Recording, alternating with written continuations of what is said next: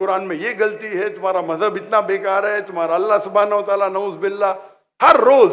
और शेख दीदात उसे सह नहीं सकते थे, ये मेरे दिन को मैं छठी पास हूं, मुझे आके कुरान के खिलाफ बात करते, मेरे आखिरी नबी के खिलाफ बात करते, बोलते कुरान में ये गलती है, कुरान में वो गलती है, तुम्हारा दीन नऊज़ बिल्लाह बेकार है। तो दीदा साहब को गोल, मैं किसी ना किसी तरीके से ये क्रिश्चियन मिशनरी का जवाब तो दूंगा।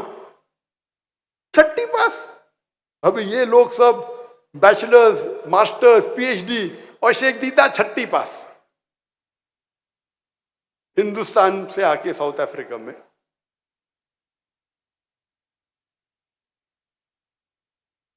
और अल्हम्दुलिल्लाह अल्लाह की मदद से उनको एक किताब मिली, इज़ारुल हक, जो रहमतुल्लाह करानवी ने लिखी थी।